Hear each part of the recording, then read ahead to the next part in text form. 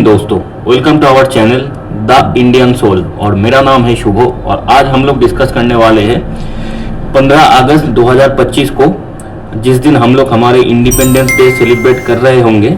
उसी दिन यूएसए के अंदर जो अलास्का जो स्टेट है, उसी स्टेट के अंदर यूएसए प्रेसिडेंट डोनाल्ड ट्रंप और रशिया के प्रेसिडेंट व्लादिमीर पुतिन के बीच एक समिट यानी एक मीटिंग होने वाला है।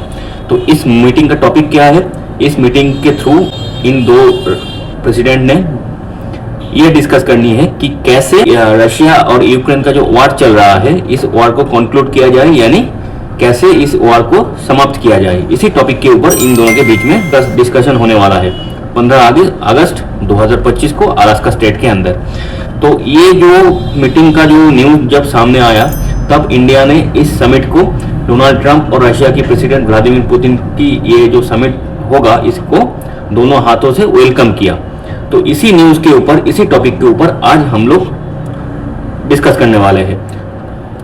तो सबसे पहले हम ये जो वार चल रहा है, जो यूक्रेन और रशिया का जो वार चल रहा है, इसके बारे में तो हम लोग सभी जानते हैं, इसका बैकग्राउंड भी जानते हैं। तो फिर भी एक बार ये जो बैकग्राउंड है, इसको थोड़ा सा देख लेते हैं, क्योंकि इस समिट के थ्रू हम लोग ये होप कर रहे हैं कि इस समिट के थ्रू जो कि चांसेस बहुत ही कम है कि इस समिट के बाद ही अचानक से ये वार रुक जाए रशिया और यूक्रेन की, इसका चांसेस उतना ज्यादा है नहीं। लेकिन फिर भी हम लोग ये आशा कर सकते हैं कि कहीं ना कहीं एक शुरुआत तो होगी।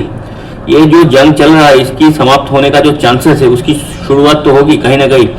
तो ये एक मीटिंग जो है, ये बहुत ही इंपॉर्टेंट एक मीटिंग होने वाला है।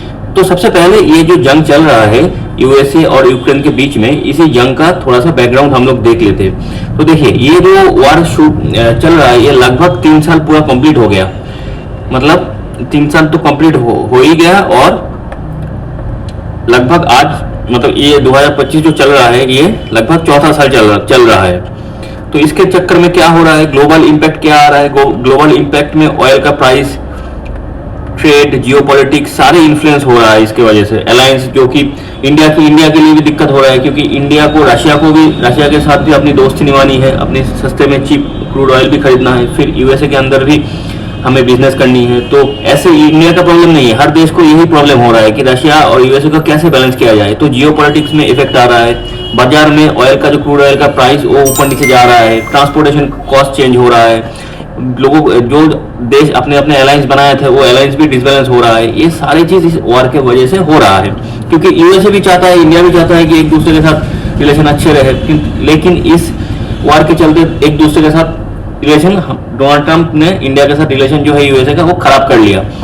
तो ये सारी चीज ऊपर का टेंशन, यूएस, रशिया और इंडिया ऐसे देशों के बीच में जो जियोपॉलिटिक्स है, वो भी इफेक्ट हो रहा है। ऊपर से हमेशा ये खतरा रहता है कि कभी भी ये वार जो चल रहा है, ये फैल ना जाए, एक वर्ल्ड वॉर 3 के तरफ चले ना जाए। ये सारे चीज इसमें इन्वॉल्व है।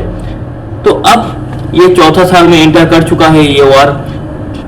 उसके बावजूद नो डिप्लोमेटिक रेजोल्यूशन सो फार। जब डोनाल्ड ट्रंप इलेक्शन जीत के आए थे यूएसए के अंदर और प्रेसिडेंट बना, उससे पहले उन्होंने ये बोला था कि वो आते ही रशिया और यूक्रेन का जो वार है उसको समाप्त करेंगे, लेकिन ये उनसे हो नहीं पाया।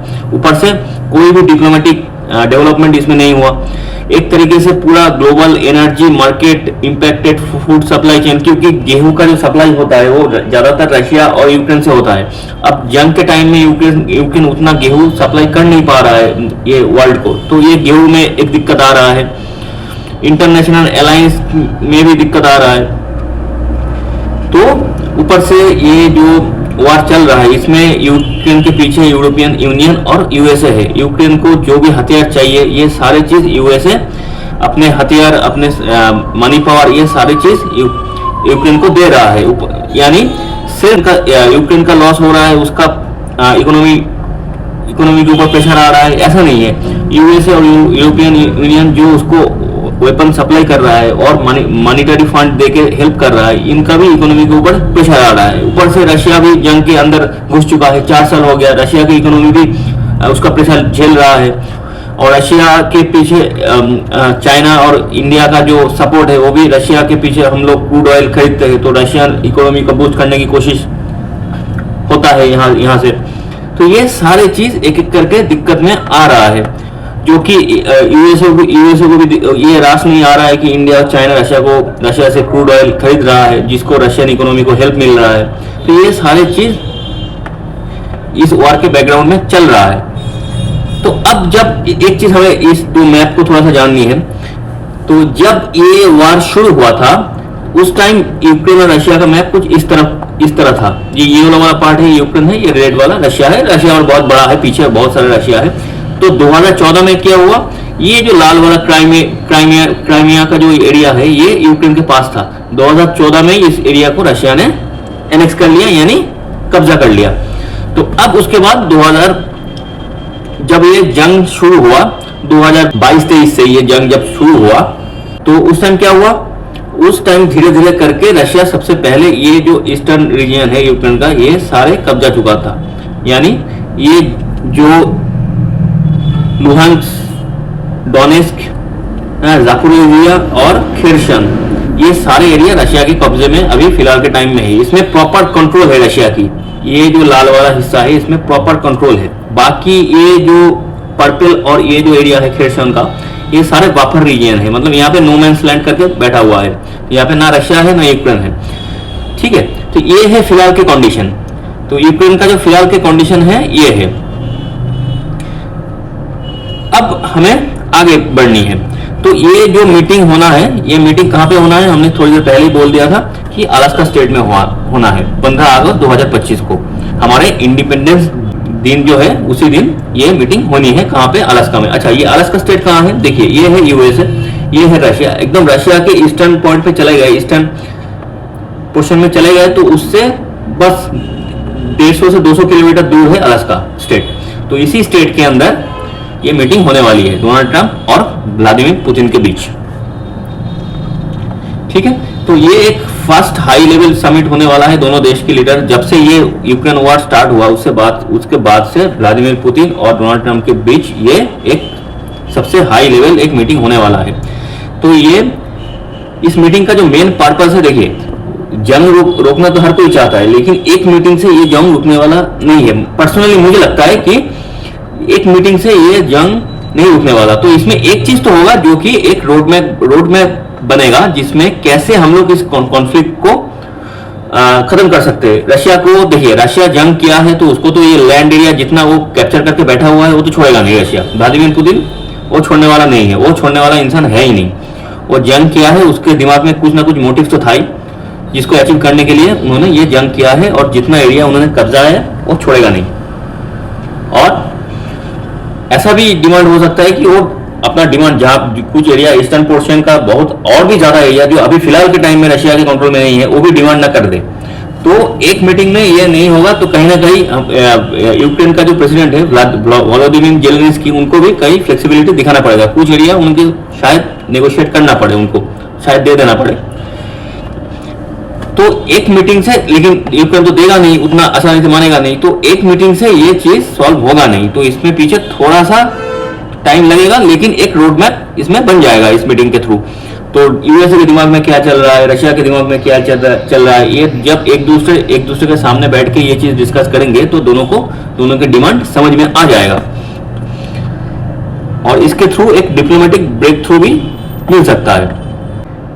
तो अब इसके बाद इंडिया ने इसके रिस्पांस में क्या बोला, देखिए इंडिया हमेशा, हमारे प्राइम मिनिस्टर जी ये पहले बोल चुका था कि ये जो जमाना है, ये जो टाइम चल रहा है, इसमें ये वार का जमाना है ही नहीं। इसमें हम जंग एफोर्ड ही नहीं कर सकते, क्योंकि हमें यहाँ पे इकोनॉमिक ग्रोथ करनी है हर कंट्री को, सिर्फ इंडिया को नहीं, इंडिया को, रशिया को, चाइना को, यूएसए को, इसराइल को, हर किसी को इकोनॉमिक ग्रोथ करनी है। तब जाके दुनिया एक अच्छा दिन दिखेगा। तो ये चीज हमारे प्राइम मिनिस्टर जी नरेंद्र मोदी जी पहले ही बोल चुका है। इसीलिए हम लोग इस मीटिंग को दोनों हाथों से वेलकम करते हैं कि हमें भी लगता है कि ये मीटिंग होना चाहिए और ये कॉन्फ्लिक्ट खत्म होना चाहिए। और इसमें भारत का ये तो रेस्पॉन्स था, लेकिन भारत का इसमें इंटरेस्ट भी है। क्या है, देखिए जब तक ये जंग चलता रहेगा तब तक भारत के ऊपर एक जियोपॉलिटिकल और डिप्लोमेटिक प्रेशर बनता रहेगा, क्योंकि यूएसए बोलेगा कि आप रशिया से क्रूड ऑयल ना खरीदो, हम मार्केट बंद कर देंगे। भारत का जो सामान है उसके लिए यूएसए का मार्केट बंद कर देंगे, टैरिफ लगातार बढ़वा देंगे।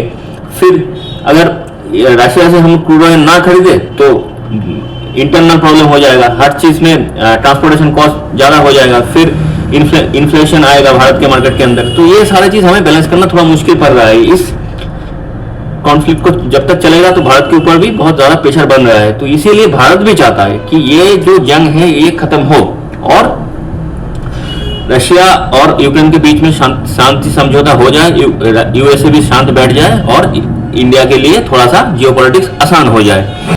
क्योंकि ये जो प्रेशर, जो मैंने बोला प्रेशर आ रहा है रशियन ऑयल का, फिर ट्रम्प का 25% टेरिफ अभी बैठ गया, फिर कुछ दिन इस महीने के अंत से फिर 25% और बैठ जाएगा, यानी 50% टेरिफ हो जाएगा।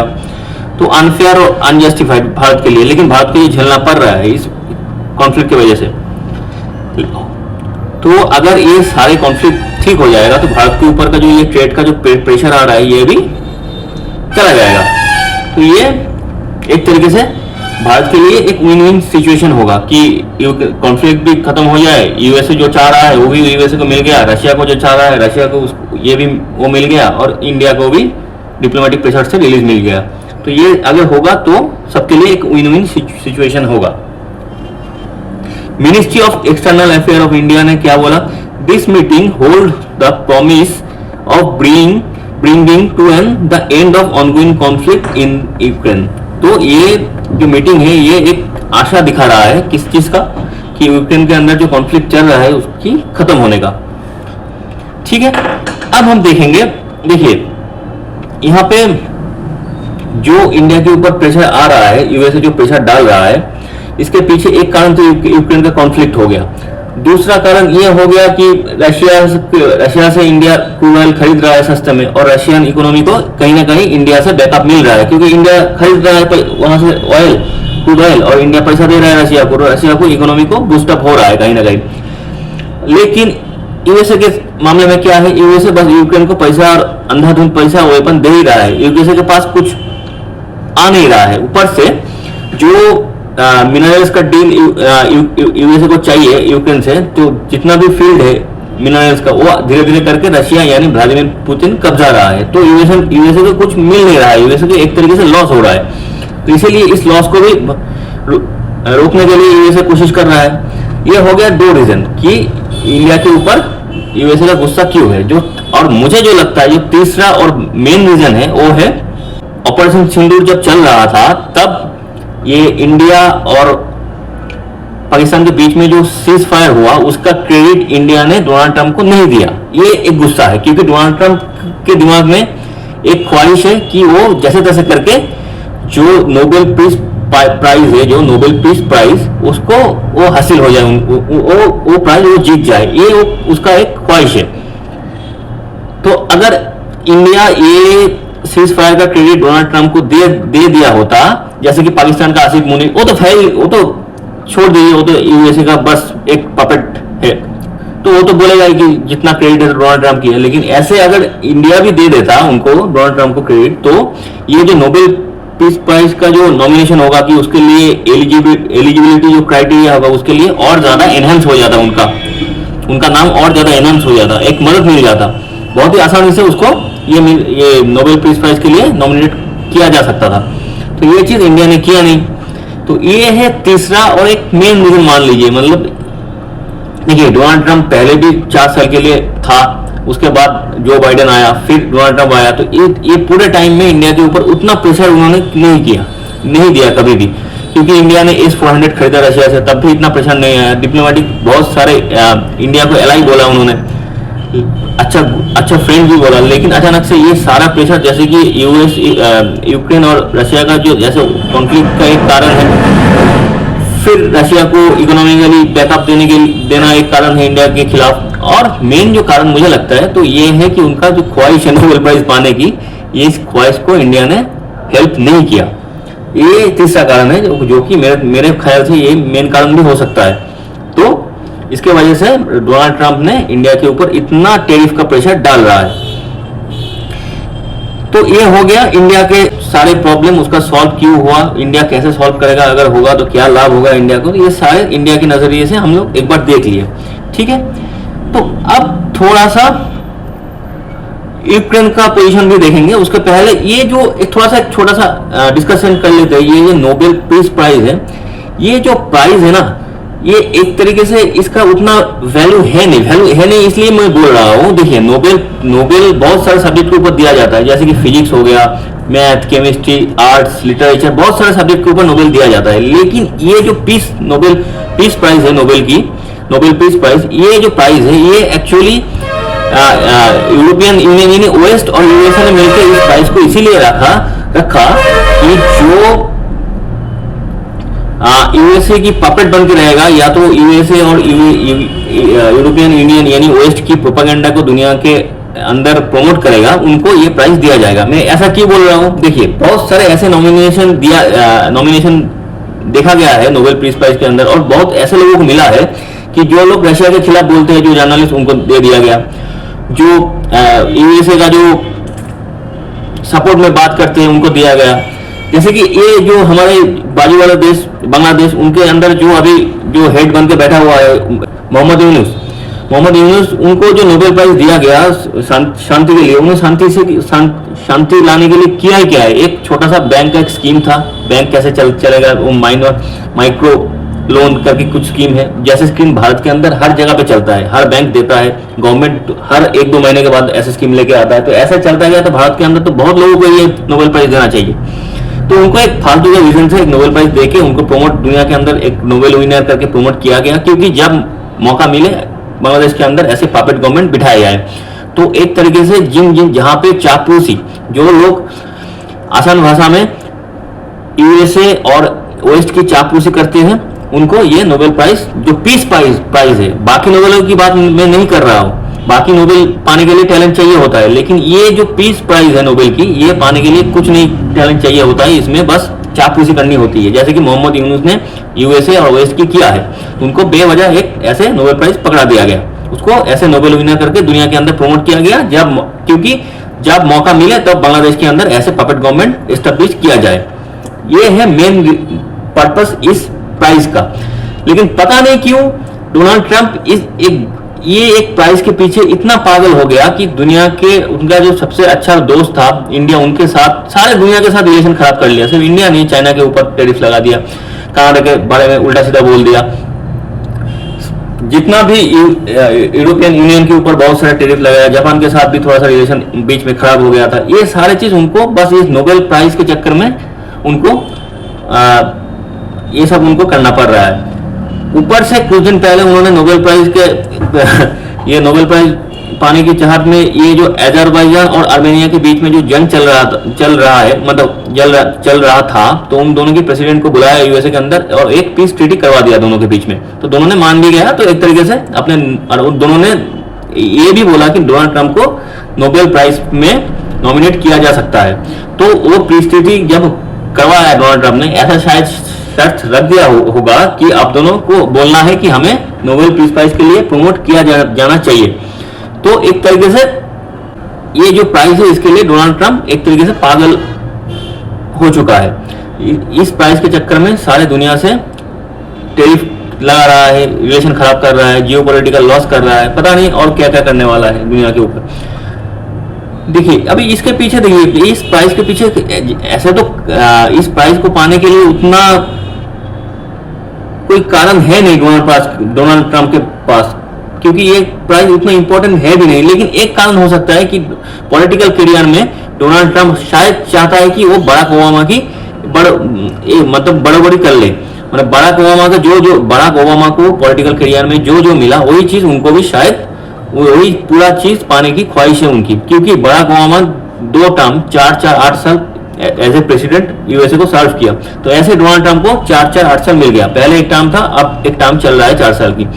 और बराक ओबामा के टाइम में बराक ओबामा पहले टर्म में खुद को एक तरीके से एक नोबेल प्राइज दे दिया था, मतलब खुद ही खुद को नॉमिनेट करके बेवजह खुद को एक नोबेल प्राइज दे दिया था। तो वही चीज बस डोनाल्ड ट्रंप के पास नहीं है। शायद डोनाल्ड ट्रंप ये चाह रहा है कि जैसे तैसे करके बराक ओबामा को जैसे 2 टर्म मिला, एक नोबेल प्राइज मिला, पीस नोबेल प्राइज जो शांति के लिए नोबेल प्राइज होता है, तो वही चीज 2 टर्म तो डोनाल्ड ट्रंप भी कर लिया, लेकिन वो नोबेल प्राइज रह गया, बस उसको जीतना है। तो इसी सोच के साथ लगता है कि डोनाल्ड ट्रंप इस नोबेल प्राइज के पीछे पड़ा हुआ है।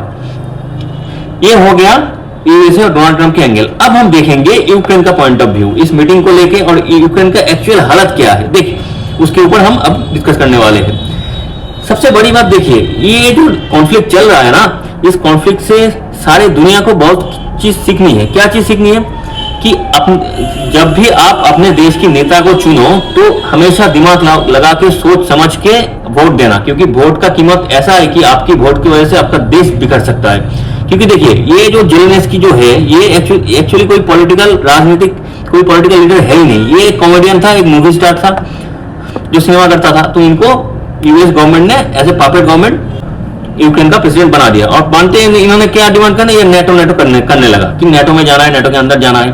तो ये नहीं सोचा कि जब तुम नेटो में जाओगे तो इसका ये जो यहाँ पे बैठा हुआ है व्लादिमीर पुतिन, इसका रिस्पॉन्स क्या होगा और कितना खतरनाक होगा। इन्होंने सोचा कि जेलेंस्की ने सोचा कि यूएसए हमारे दोस्त है तो यूएसए डराएगा, रशिया डर जाएगा और व्लादिमीर पुतिन क्या भी कर लेंगे। तो इसको समझ में ये नहीं आया यूएसए और वेस्ट कभी किसी का सच्चा दोस्त नहीं होते, वो बस अपने जो फायदे की बात होता है उसके बारे में सोचता है। तो ये सब इन्होंने नहीं सोचा क्योंकि इसको विजन नहीं है ना, ये तो पॉलिटिशियन है ही नहीं, ये नेता तो है ही नहीं, ये कॉमेडियन था। फिर इन्होंने यूएसए ने इसको एज ए पपेट बिठा दिया उसके अंदर, यूक्रेन के अंदर, क्योंकि इसके पहले जो यूक्रेन के अंदर जो गवर्नमेंट था वो रशिया की तरफ झुका हुआ रहता था। उसी झुकाव को खत्म करने के लिए यूएसए ने क्या किया, उसको एक तरीके का तख्ता पलट करवा के इसको लेके आया और आते ही पूरा देश को डुबो दिया। जैसे कि आज के टाइम में बांग्लादेश खुद को डुबा रहा है। बांग्लादेश के अंदर यूएसए के सपोर्ट से एक पपेट गवर्नमेंट आया मोहम्मद यूनुस के अंदर, और ये धीरे धीरे करके बांग्लादेश को नीचे लेके जा रहा है। ठीक ऐसे ही इन्होंने आया और नेटो करना चालू किया कि नेटो के अंदर जाना है, नेटो के अंदर जाना है। रशिया और यूक्रेन के बॉर्डर अगर हम देखें, रशिया का पूरा का ज्यादातर बॉर्डर मतलब नॉर्दर्न साइड का आप छोड़ दीजिए, वो तो उसके पास तो नेटो का तो बहुत सारे देश है। अगर साउदर्न बॉर्डर भी ऐसे ये यूक्रेन वाले जेलेंस्की अगर नेटो को दे देता तो रशिया के लिए पूरा बॉर्डर बहुत खतरे में आ जाता, पूरा बॉर्डर। तो रशिया कभी भी ये नहीं चाहेगा कि नेटो उसके हर वक्त उसके पास में जाके बैठ जाए, तो इसीलिए इन्होंने कर दिया अटैक। अब झेल रहा है मार ये जेलेंस्की, आधा यूक्रेन चला गया। देखिए यूक्रेन के क्या क्या चला गया आप देखिए, बस मैप में देखिए। आधा ये तो यूक्रेन पहले क्राइमिया चला गया था, उसके बाद ये पूरा पोर्शन चला गया, रशिया ने ले लिया। रशिया लौटाएगा नहीं, ऊपर से ये सारे एरिया को रशिया अब डिमांड कर रहा है कि ये पूरा एरिया हमें चाहिए। तो अगर ये पूरा एरिया रशिया ने ले लिया, जितना लेके बैठा हुआ है, इसमें ज्यादातर यूक्रेन की मिनरल फील्ड है, यानी जो भी रेयर अर्थ मिनरल वगैरह जो यूक्रेन में पाया जाता है वो सारा रशिया के पास चला गया। ठीक है, अब क्या चला गया, आधा देश चला गया, मिनरल फील्ड चला गया, आधा जो आर्मी है यूक्रेन के वो सब खत्म हो गया है, लोग मर गए, पूरा का पूरा शहर खत्म हो गया, कीव के ऊपर अटैक हो गया। हाँ, फिर क्या हुआ, ये जो यूक्रेन का जो कोस्ट लाइन था, जहां से यूक्रेन जो पोर्ट मिलता था, यूक्रेन जहां से बिजनेस करता था, अगर कोस्ट लाइन नहीं रहेगा तो पोर्ट नहीं रहेगा तो आप सामान बिजनेस करोगे कैसे, जहाज से सामान को भेजोगे कैसे दुनिया के अंदर। तो एक तरीके से पूरा पोर्ट लाइन रशिया ले लेगा। तो यूक्रेन के पास कुछ बचा ही नहीं। ऊपर से ये गारंटी भी रशिया को चाहिए कि यूक्रेन आगे जाके कभी भी नेटो को ज्वाइन करेगा नहीं। ठीक है, तो ये सारे चीज रशिया को चाहिए, और रशिया जब तक ये हासिल नहीं होगा, रशिया इस जंग को रुकेगा नहीं। ठीक है, जितना भी मीटिंग समिट डोनाल्ड ट्रंप कुछ भी कह ले, रशिया ये सारे चीज नहीं होगा तो रशिया इस जंग को रुकेगा नहीं, क्योंकि रशिया ऐसा देश नहीं है कि वो किसी के दबाव में आ जाए, यूएसए के दबाव में आ जाए, कि प्रेशर में आ जाए। क्योंकि अगर व्लादिमीर पुतिन ये जंग को शुरू किया है, उसके दिमाग में कुछ ना कुछ हासिल करने की टारगेट है, वो हासिल करके वो छोड़ेगा। ठीक है, तो ये सारे चीज अगर आप अपने देश की नेता को अपने सही तरीके से नहीं चुना तो ऐसे ही हालत होता है। तो जो भी नेता चुनो, कभी भी किसी चापलूस टाइप का नेता को कभी मत चुनो, जो किसी का चापलूसी करता है। आप एक नेता ऐसे चुनो, वो भले ही जैसा भी हो, किसी का चापलूस ना हो कि किसी और देश आके कुछ बोले वो मान जाए। ठीक है, तो ये हमें और बाकी सारे देश को ये सीख लेनी है इस कॉन्फ्लिक्ट के अंदर। सबसे बड़ी सीख है ये हमारी लोगों के लिए, आम लोग जो लोग वोट देते हैं, सरकार चुनते हैं, उनके लिए। ठीक है, तो अब possible end of Ukraine war का यही होने वाला है कि आधा यूक्रेन चला जाएगा, कोस्ट लाइन चला जाएगा, बिजनेस खत्म, सब खत्म, यूक्रेन के लिए पूरा खत्म। अब फायदा किस किस को होने वाला है, फायदा होने वाला है रशिया को। रशिया को लैंड मिल गया, बहुत सारे यूक्रेनियन को, रशियन का जो पॉपुलेशन क्राइसिस आ रहा है, मतलब रशिया का जो पॉपुलेशन है वो धीरे धीरे करके ड्रॉप हो रहा है, तो यूक्रेन से जो बंदे उनको रशिया के अंदर आएगा तो उसके वजह से रशिया का पॉपुलेशन थोड़ा बहुत स्टेबलाइज हो जाएगा। अब जो मिनरल रशिया को मिला है उसको एक्सट्रैक्ट करके रशिया पैसा कमाएगा, ऊपर से इतना सारा लैंड मिल गया रशिया को, क्राइमिया तो पहले ही ले चुका था, अगर यूक्रेन का पूरा कोस्टलाइन रशिया ले लिया तो रशिया को ऑल ओवर पोर्ट भी बहुत सारे मिल जाएगा, जिसमें एक्चुअली रशिया का दिक्कत यह है कि रशिया का ज्यादातर जो पोर्ट है उसमें पूरे साल वर्किंग कंडीशन में रहता नहीं है वो, क्योंकि बर्फ जम के रहता है उधर, तो 2-4 पोर्ट ही रशिया का इतना बड़ा कोस्टलाइन है, लेकिन फिर भी रशिया सारे पोर्ट को पूरे साल यूज नहीं कर सकता, क्योंकि सारे ज्यादातर पोर्ट के अंदर बर्फ जमा हुआ रहता है, तो इसलिए जहाज मूवमेंट बहुत ही रेस्ट्रिक्टेड हो जाता है। तो अगर यूक्रेन का पूरा कोस्टलाइन रशिया ले लेता है तो रशिया बहुत सारे जो ऑल वेदर पोर्ट है, जिसको ऑल वेदर पोर्ट जिसको बोला जाता है कि सारा साल उस पोर्ट को यूज किया जा सकता है, तो ऐसे पोर्ट रशिया को बहुत सारे हासिल हो जाएगा और रशिया का जो बिजनेस है और भी एनहांस हो जाएगा, और ऊपर से यूरोप के अंदर रशिया का दबदबा, दुनिया के अंदर रशिया का दबदबा बहुत ज्यादा तेजी से फैलने लगेंगे, और रशिया का जो इकोनॉमी है उसमें भी बूस्टअप आएगा, क्योंकि आपके पास मिनरल आ गया, बहुत सारे रेयर अर्थ मिनरल्स भी आ गया, ये सारे चीज यूज करके आप पैसा कमाओगे। ठीक है, अब यूएस को क्या फायदा, इसी यूएस करेगा यूक्रेन के साथ मिनरल डील्स, तो बाकी बचा जो यूक्रेन के पास जो मिनरल का जो भंडार है वो रह जाएगा, उसमें भी जो प्रॉफिट होगा उसका आधा हिस्सा यूएस लेगा, तो यूएस बिना बात के प्रॉफिट हो जाएंगे। और इंडिया के हिसाब से क्या प्रॉफिट होगा, एक तो ये जो ऑयल ट्रेड के ऊपर इंडिया के ऊपर प्रेशराइज, इंडिया के ऊपर जो प्रेशर आ रहा है यूएस डाल रहा है, रशिया के से उड़ान ना दो, ये थोड़ा सा लूज हो जाएगा, और यूएसए के अंदर भारत के सामान के ऊपर जो 50% टैरिफ लगा हुआ है कि लगने वाला है, तो ये सारे चीज शायद हट जाए, यूएसए और इंडिया का जो बिजनेस अभी चल रहा था ठीक ठाक, वही ऐसे फिर से पोजीशन नॉर्मल हो जाए और इंडिया और यूएसए का बिजनेस ठीक ठाक चले और एक ग्लोबल इकोनॉमी का जो स्टेबिलिटी है वो अचीव किया जाए। तो ये सारे देखिए, यूक्रेन का कोई प्रॉफिट नहीं है, यूक्रेन खत्म है।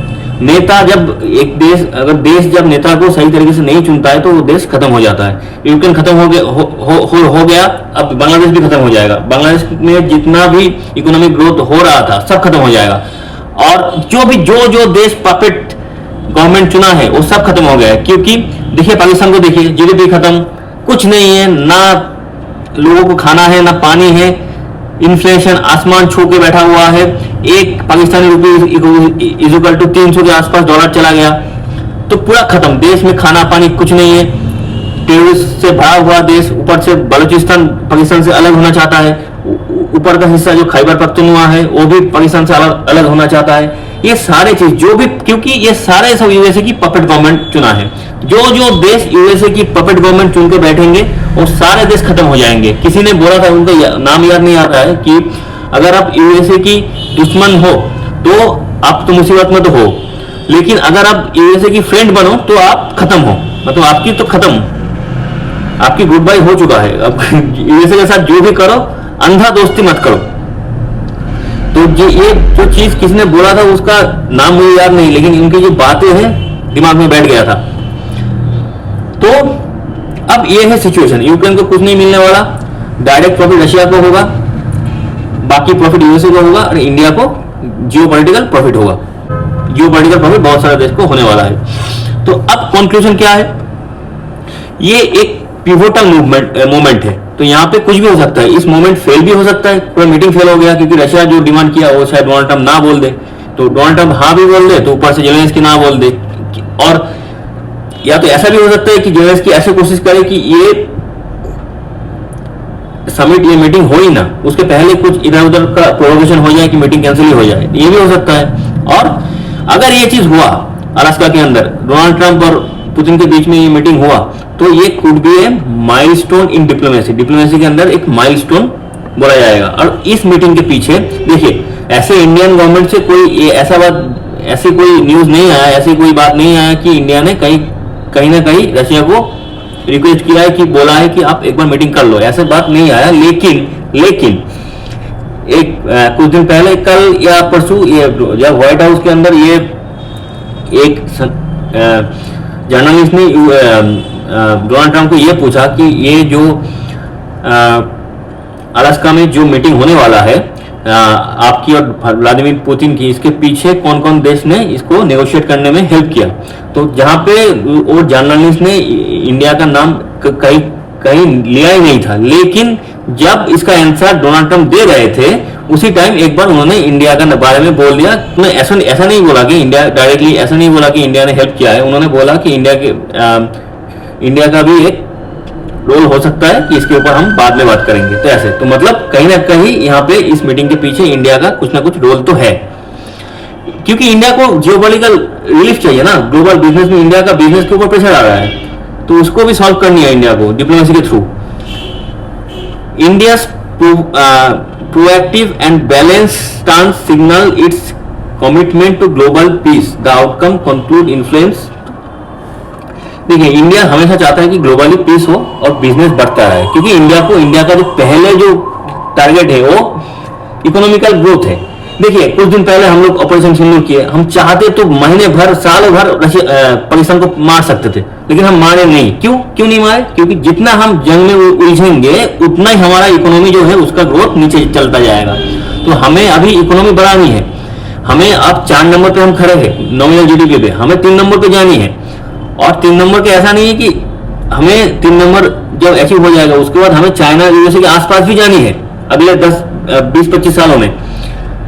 ठीक है, तो ये है हमारा टारगेट। हमें अब जंग में उलझना नहीं है और ये डिप्लोमेटिकल प्रेशर को जैसे तैसे करके खत्म करनी है। ये बिजनेस का जो ट्रेड के ऊपर जो प्रेशर आ रहा है इसको भी खत्म करनी है। ठीक है, तो ये सारी चीज को देखते हुए इंडिया हमेशा प्रोएक्टिवली क्या करता है, दुनिया के अंदर ग्लोबल पीस के लिए अपना प्रमोशन करता है कि जैसे तैसे करके ग्लोबल पीस कंटिन्यू होना चाहिए। अब द आउटकम कुड इन्फ्लुएंस, क्या इन्फ्लुएंस कर सकता है the future of Ukraine conflict इस मीटिंग के थ्रू। जो अगर सही ठीक ठाक चला तो यूक्रेन कॉन्फ्लिक्ट खत्म भी हो सकता है। और इंडिया का ग्लोबल स्टैंडिंग, अगर ये इसके पीछे इंडिया का अगर क्योंकि देखिए कुछ दिन पहले इनसे डोभाल हमारे रशिया गया थे, उसके बाद ही ये अनाउंसमेंट रशिया की तरफ से आया कि हम लोग ऐसे मीटिंग करने वाले हैं। तो कहीं ना कहीं इंडिया इस मीटिंग के पीछे कुछ ना कुछ नेगोशिएट किया है, कुछ ना कुछ तरीके से इन्फ्लुएंस किया है रशिया को कि आप थोड़ा सा एक बार बात करके देख लो।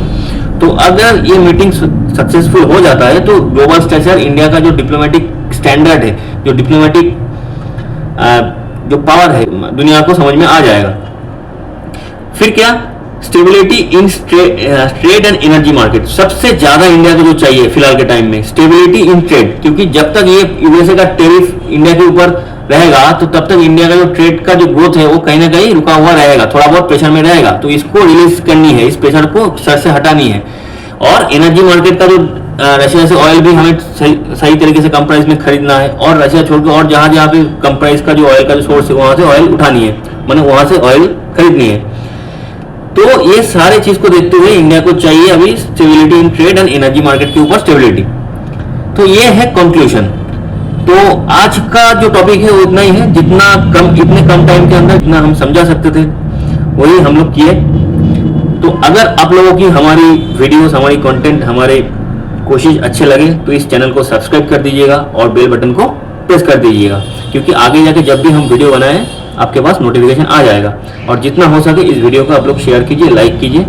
आज के लिए इतना ही। थैंक यू, गुड बाय, जय हिंद।